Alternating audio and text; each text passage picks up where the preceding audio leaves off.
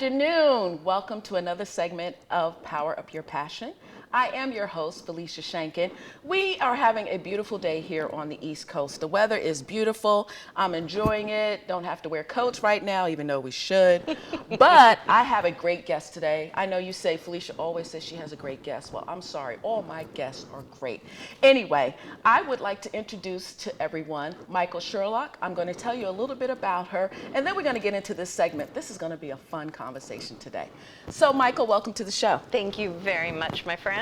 Yeah, great. So Michael, all right, don't be fooled by the hair color, by the crazy shoes. You can't see the shoes, but trust me, it's okay.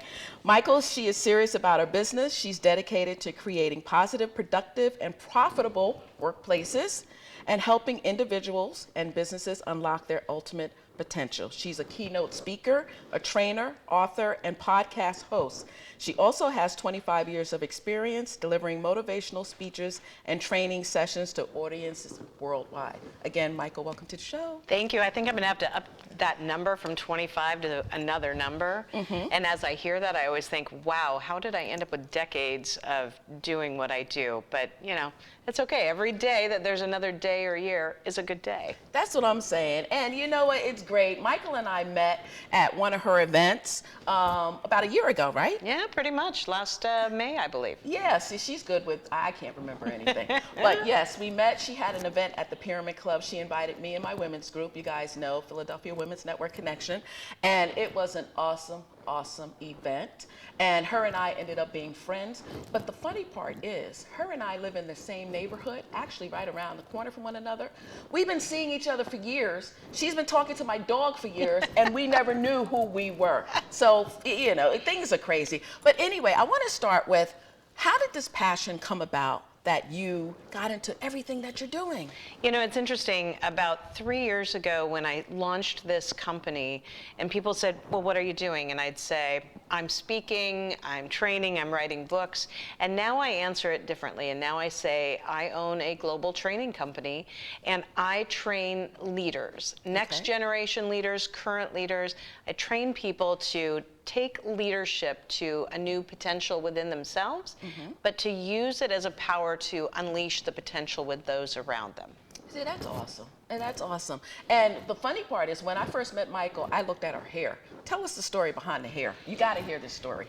Well, it's fun because probably about 6 years ago, I was going through, you know, I think we kind of characterize this as like midlife crisis, but I don't feel like I'm in midlife yet, even though I'm a grandmother.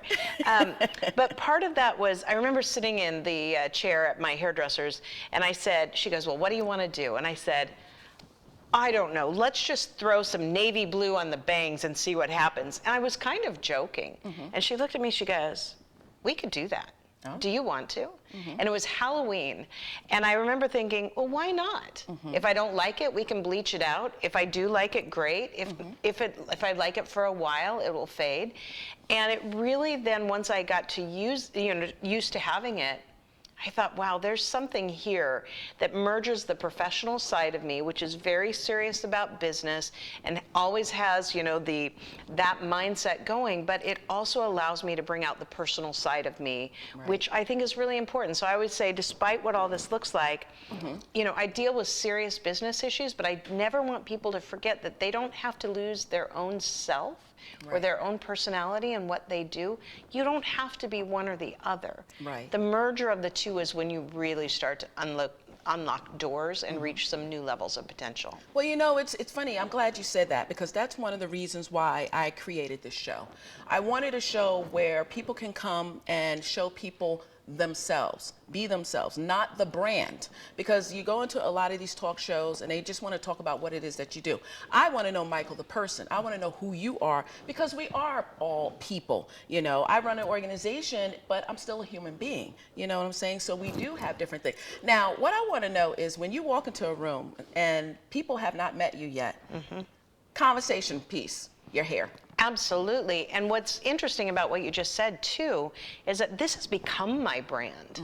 And I didn't realize it at the time because I started doing this before I launched out on my own. And as I was sitting down with somebody to brainstorm my company, I said, wow, I'm very colorful, I'm very outgoing, I shock people with my name and the different things that I do. And that's when a fabulous designer, graphic designer, came up with my logo. Okay. And when I saw what that meant and how that became my brand, it was fantastic. And I know, and this is jumping ahead, but I know you want to ask me like what my superpower is. Right. Because it really plays into this. Is what I found is when my superpower now is having people feel immediately comfortable with me. Right. And most of it has to do with the color of my hair. Because it's such a great icebreaker to have someone say, hey, I love your hair. Exactly. Or maybe even look at me funny if they don't particularly care for it. Right. But it makes them stop and it makes them question, and usually it makes them dialogue. And I say one of the fabulous things about this is that every single day I get compliments. And that's good for your ego and it feels wonderful. But what it does is it makes a bridge for someone who doesn't know who to talk to in a room if you're networking, or is not sure what to say to you, or how do I approach someone? Right. They can't help it. Yes. They just say, I love your hair, or tell me about your hair, or that's crazy, or last time I saw you it was green and pink. And I'm like, yes it was. It'll be completely different all the time. But that ability to break down walls starts really great and fun conversations. Yeah, see, for you it's easy, and that's what I tell people when they're going to networking events. I'm like, when you go to a networking event, don't be so quick to ask somebody what you do. Exactly. Find an icebreaker. And for you, it's so easy. Because I remember when I first met you, the first thing I said to you is, I love your hair. Yes. And I think you said to me, I love your shoes. Yes. We knew we were kindred spirits. We knew it then, we knew it then. And I can definitely relate to the hair because you guys have seen some of my shows and I do the different hair things. And like I said, at some point we're going to have a show about Black women's hair, but that's for another day. I think that would be wonderful. I think so too. Did you just see the short that won the Academy Award? And I can't remember what, Hair Love is what it's called. And if you have not seen it, you need to see it. It's an animated short about a man trying to do his daughter's hair. Okay. And they're African American, and how he had to have faith in himself that he could do those hairstyles. I gotta check it out. It's so lovely. Yeah, I check it. I always tell people I go by my moods. Yeah. So whatever I'm feeling at the time. So I've been wearing this for a while. So who knows what a couple weeks from now is going to be. I know. I know, right? But I want to get into what it is that you're doing. So before we go into your books, which I can't wait because she did give me one at the event, fabulous, fabulous. But I want to know, what is it that you're doing? What's on the? Well, okay, let's back up. What is going on with you right now? My business has been taking off. So the last 3 years have been building with so many different opportunities. But I'm currently working on a couple very large projects with some very large global companies to develop and enhance their leadership team. So what we're doing is a series of live events, one-on-one, basically leadership coaching is kind of the best word, although maybe not coaching in a traditional sense, but it's evaluation to help these companies understand, do we have the right people in place? So I would say, do you have the right person in the right position doing the right things? And if you have the right person, then number one, you have most of the battle won. But if you don't have them in the right position doing the right things, that onus falls to the company. So for instance, if you have a great person and they are fantastic at their job, but you promote them to leadership and then they suffer or they struggle or they fail, it may not be the right position for them and they may not be doing the right things. So you can be harming them and their career and your company without knowing it because you're like, this is a great person. So part of what I do is help companies understand, if we have the right person, do we have them doing the right things? Have we given them the training and the tool set to succeed in that? And if not, let's pivot. If we don't have the right person, let's make that decision early, quickly, and help them transition to where they need to be, because all it does is harm a company overall. So each of these cases with two very, very large companies, these will be year-long projects, if not more. Where I'm bringing on people on my team to help with some of the heavy lifting. People that have been trained in the way that I lead and my methodology that I trust implicitly. But it's really a joy. And in addition to that, I have a number of online programs that we'll be launching here in just a few weeks that help people to tap into their own leadership potential. Okay. So a variety of tools and resources, including that it just adds on to the speaking I do and the podcast and other kinds of trainings. I know you are such a busy woman. I mean, there is so much going on with you. I know I'm busy, but my God, this woman is Tell me about the podcast. Well, the podcast, I actually made a very conscious decision last June, at the end of the month, to put it on hiatus and revamp it according to everything else I had going. You know, it's really important to know that whether it's in your career or with your own business or maybe with volunteer work, that sometimes you have to stop and evaluate and say, this served me at one point the way it is. Right. Does it still serve me in that direction? And if so, keep going with it. And if not, either drop it or change it. Right. So I've taken many, many months to reevaluate what I want to do and how I want the podcast to supplement the other elements of what I'm doing in my business. Okay. So beginning March 1st, or I guess technically March 2nd, whatever, the first Tuesday in March, I will begin having 2 episodes that will release a week. One will be with my guests that are all people that are shocking their own potential and shocking the potential of those around them. And then on Thursdays, we will be working in specialized segments. Okay. And so this year I'm actually interviewing 100 millennials. Wow. And I'm asking them, why do we as a culture bash on millennials so much? It's so funny you say that, because in October, my women's group had a panel, and it was incorporating millennials into your entrepreneur dream team. People just like sleep on millennials. They have so much to bring and offer to any organization, any company. So I'm glad to hear that you're doing that. It has been so eye-opening. I call the segments Conversations from Y to X, because I'm in the X generation. There you go. And so I ask them 7 questions that are all everything from, you know, who you are and what you do, what you like in your personal time that's not work-related, and have you ever been unfairly maligned because of being a millennial? And so we have these incredible dialogues about how we can facilitate communication, not just between millennials and other generations, but all generations. Because now we are evolved in a time where we have 6 generations still in the workplace, all with different titles, all with different backgrounds, but they still have one thing in common, and that is sometimes nothing. Right, which is, you know, like I said, they have so much to offer, and I'm glad that you're doing that to bring more awareness to them. So we're getting ready to take a little commercial break, got to pay some bills. When we come back, we'll be talking to Michael a little more, and we're going to be talking about some of the books that she has written. So thank you. Cook or just want to eat like one, visit Rostelli Market Fresh, your home for the freshest, locally sourced ingredients to please everyone who loves great food. Our organic meats, quality seafood, and free-range poultry are cut fresh to order. Chefs create culinary-inspired prep foods made fresh every day, which pair nicely with our vast selection of fine wines and spirits. Choose from handmade pastas, artisan cheeses, organic produce, and grocery items, all from the finest purveyors. Rostelli Market Fresh, from our family to yours. RVNTV is a platform for people of any industry to share their story. Over 285,000 viewers are tuning in to RVNTV shows monthly. We guarantee a great experience that you'll be sharing with everyone you know while increasing your personal and company's brand awareness. But what is your brand? According to Forbes, it's a combination of your logo, your product, your design and feel, and your personality. Did you know that aside from being a guest, we offer even more opportunity to boost your brand? Adding your company logo and website on screen during your interview will allow viewers to recognize your brand instantly. Incorporating images and video clips is another great way to showcase your product during your live segment. Let viewers see how good you really are. And most importantly, there's you and your interview. For less than the cost of a newspaper, direct mail, or a magazine ad, you can leave our studio and within 48 hours have a permanent digital copy of your live segment to link to your social media, embed into your company website, or use in email marketing. Investing in your brand is so very important, and we can't wait to have you as a guest.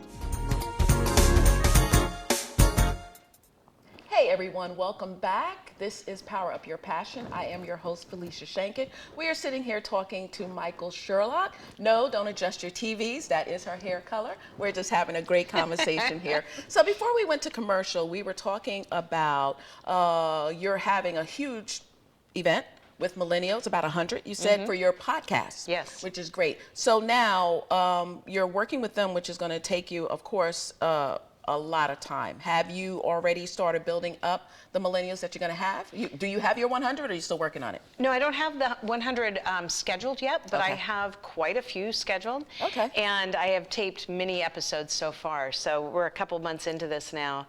And the dialogues are so great because they're about communication. Right. And everything that I even write about in my books, which are business books, I write them like stories, so they're easy to digest.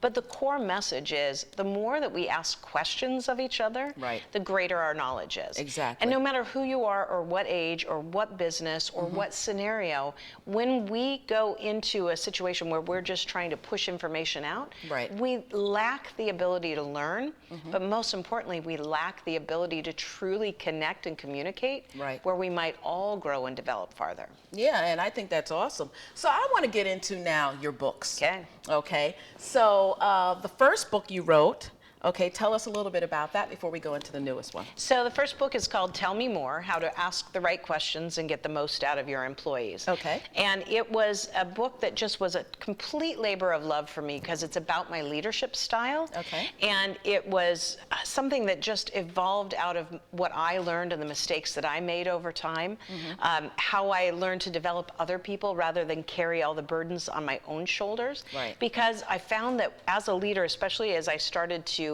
manage more and more people, I would still take too much on myself. I thought, I have to answer all the questions, I have to Right. solve all the problems, I have to be the go-to person, which is great in a way because it makes you feel good. Right. But you get exhausted, number one, and you never take your people to the next level of themselves. Right. So it's a really selfish way to be a leader. Okay. When you say, oh, I know I trust myself. And I always start out in meetings, as you know, saying, how many of you have ever said, it's easier to do it myself than teach someone else, Right. trust them to do it, expect them to do it as well as I would, which sounds good in one sense, but really it's about putting too much burden on yourself and never giving anyone else the opportunity to grow and shine so that it makes their lives better and your life easier. Well, that's what I had to learn. Having an organization that's only 2 years old this month, my hardest thing, because I'm such a perfectionist, so in my mind, I know what I want, and I do have an assistant, and she's awesome. She's a millennial, by the way.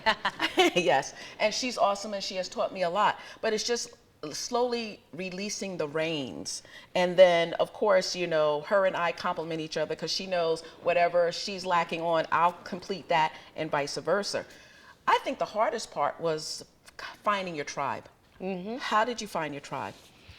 Boy, I think I just gravitate towards a lot of people that have a lot of energy. So my tribe evolves and grows, and that's important as well. Right. Is that when you really can step back and evaluate different things in your life. And I try to take a couple times a year where I get away completely. Right. I go by myself. I have a place where there's no internet. Right. I don't have good cell service.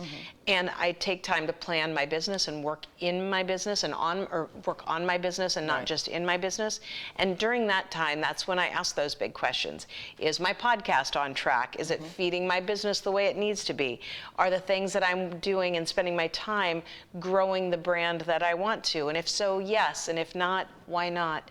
And so it's about adjusting. So along the way, that tribe, those people that you hold close to you, have Right. to adjust as well. Okay, yeah, and that's it. That's the hardest, finding the tribe, the like minds. And then once you find them, holding them accountable, because that's so important. Yep. And I know sometimes that I can be, I won't say rough, but you know, it's like boom, boom, boom, boom, boom. And because of that, I think it creates better leaders, because if you have people that are lagging, then you get that spirit of lagging. And once I get an idea in my mind, it's like, okay, I got the idea, I know how we're gonna do this, find the people, let's go. Well, and I think what you hit on too is really important is not always should your tribe be made out of like-minded people. Okay. You know, the greatest jumps ahead I made as a leader was when I brought people to the table who had skill sets that I did not have, Right. who had a vision that I did not have, Okay. but that understood that we had to collaborate, and sometimes they had to follow just my vision, even if they didn't agree with it. Right. But we could communicate about it. And surrounding yourself with enough people that are skilled outside of where your comfort zones are or your Okay. natural skill sets really can push and promote you farther and unlock potential you had no idea ever existed within your realm. Right. I think my biggest thing is respecting the boundaries, because the people that I try to be involved with, I know they have their own businesses, they have their own life going on. So I try to, the hardest thing I think is trying to get a Zoom together. That is so, why is it so hard to get a Zoom together? I don't understand it. So I think that's my biggest thing. But I do respect people's boundaries, and I had to set boundaries for myself because I was allowing people to text me on Saturdays and text me on Sunday, and I'm like, whoa, hold up. This is my family time. This is my time. We don't cross this. Whatever it is, it can wait until Monday. So I have learned that, and I have learned more self-care. How important is self-care? It's absolutely, one of the things we talked a little bit about is what would you tell your younger self? Yes. And the most important thing I would tell my younger self is to learn to meditate earlier. Okay. So that's just something I've really gotten into the last 5 years. But that would have changed so much in my ability to handle stress, set boundaries, have good dialogues about why those boundaries are in place. Yes. Understand the difference between work-life balance and life-work balance. Right. There's a lot of people say, well, you want me to have work-life balance, so I'm going to go skiing tomorrow. And you're like, that's not exactly what I mean. So Right. how do you get stuff done, but communicate that in a way where you're really, truly effective? Right. And for me, meditation is about keeping in the right mental space, and the right mental space makes everything else follow. I think that's awesome. My place is the beach. I love the beach. I love looking at the water. I like going by myself. I take the dog. I let him run. I connect with my higher being. I'm very spiritually grounded, and I connect with my higher being at the beach. This is my time to sit, be quiet, listen. I ask the questions, and then I sit and I wait to hear the answers. And if it's not right, I don't move forward. If it doesn't feel right, I don't move forward. If I don't get that confirmation, because I always ask about confirmations. I'm like, God, if this is what you want me to do, give me a confirmation. And I get it. I asked a question this weekend. The dog came and stood right in front of me and just looked at me and was still. I was like, I got my confirmation. So just little things like that. So tell us about your second book, which is The Sales Mixology. What is that all about? That's great. Well, and just about the water and getting signs. Sure. At some point in time, I'll have to tell you my manatee story, because that was amazing. Okay. There's some confirmation in there. Yeah, so my second book is called Sales Mixology, Why the Most Potent Sales and Customer Experiences Follow a Recipe for Success. So my entire career was in sales of some sort, and sales leadership, especially in the last portions of my corporate experiences, as it were. And so I wanted to continue the story. So I have several more books coming out. I have them, I have a couple written, a couple that have been started and outlined, but I've written them all like stories, and my characters follow through. Okay. Because I think you get invested in who these people are and the sides of them that reflect who you are or things that you know. Right. So my whole story starts out with my main character having an amazing experience ordering a cocktail. Wow. And I love that as just kind of a metaphor for any kind of sales experience. Right. Because how you are treated and how you are welcomed into any sales situation happens within seconds. And so I talk about it as my blend philosophy, and how people can incorporate this blend philosophy into their sales business. And that's be immediately and fully present to your customer, to listen with your ears and your eyes, to ensure that you've asked all the right questions, to never, ever, ever let that person feel like a number. But the last one for the D is to deliver a compelling and amazing experience that delivers a financial return for the company as well. And so it's about how you blend these different parts together that will leave a customer saying, wow, that was something different. And my book is not only about how you do that, but how leaders can create that within their own companies. Well, you know what? That's wonderful, because it's a beautiful compliment to the first book. And it just continues. I'm going to have to get that, because the first one was awesome. But what I like, what you said, one of the things you said is listening. And I always talk about that. I said, you can tell when a person is truly listening and not thinking about the response they're going to give to you while you're talking to them. Because if you're thinking about it, you're not listening. So I have learned on my journey to listen more. And when you do, it's growth. You definitely, it's a growth pattern for me anyway. So I think that's awesome that you said that. So because you already answered my questions about what is your superpower and what would you say to your younger self, I want to hear a little bit about the metaphor at the water that you mentioned before your book here. So I'm very much like you. Water to me is kind of what pulls me through. It's where I go to relax. It's how I feel grounded. And I've had two amazing experiences in my life that were life-changing. One was in '97, I was in Australia, and I got to hand feed dolphins. And the dolphins started coming to me, even though there were lots of other people, and they started coming to me directly. And the people that ran this preserve, like, we've never seen this before, so they kept handing me fish. And and you know, they say you can't touch the dolphins, but if the dolphins touch you, and I had dolphins, like, you know, nudging up next to me. It was amazing. I had tears coming down my face. Last summer we were in Florida, and all of a sudden we're on the beach, and I see this big dark shape, and I went, what is that? Well, it was a manatee, and then another one. And there was this migration down the water. And so I'd walked out in the water probably up to a little above my knees, and all of a sudden one of them left the line and started coming straight for me. Wow. And they're rough feeling too. They're very scruffy feeling. And they're huge. They are huge. And you know, they were all in this line, and this one just beelined for me. And I kept saying to my husband, oh my gosh, oh my gosh, oh my gosh. And I knew it wouldn't hurt me. But at the very last moment, I took a step back, and he turned and went away. And I remember thinking, how many things in our lives are coming directly for us, but our fear at the last moment or somewhere along the journey makes us jump.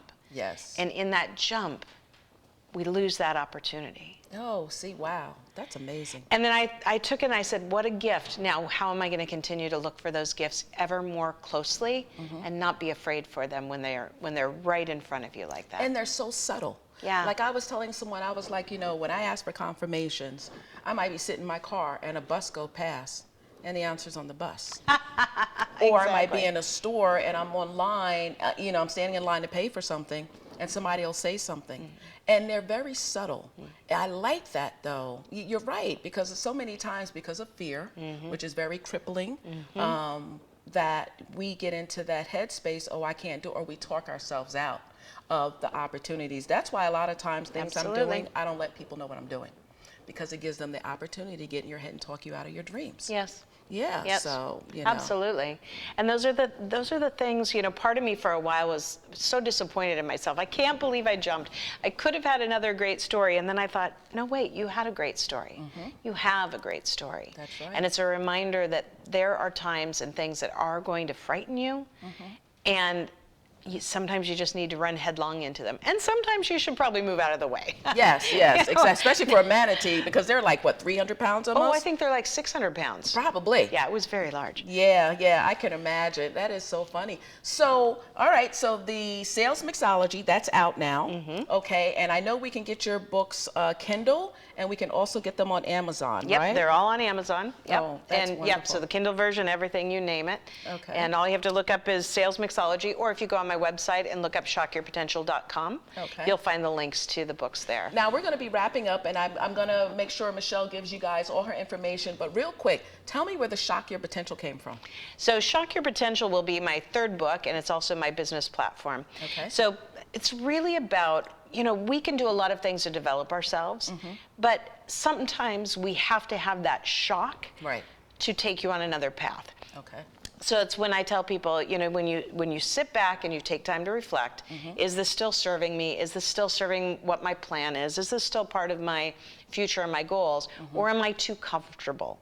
And sometimes when we're too comfortable, we need to have that jolt that says, what's the next level? So when I have the concept of shock your potential, it's about whether or not you're willing to take those steps to move beyond your comfort zone to what's going to get you to the next level. Whether it's your own business, your career, your personal life, your fitness, doesn't really matter.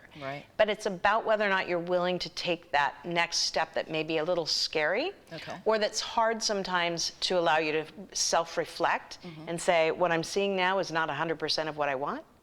So I'm going to make a change with it. Thank you for sharing that with us, because I was so curious to ask you. You probably told me, but I forgot. That's okay. You know, that's what I do. But anyway, it was wonderful. I want you to look in your camera right there and let everyone know how they can get in contact with the fabulous Michael Sherlock. Well, the easiest way is to look up shockyourpotential.com and shockyourpotentialpodcast.com.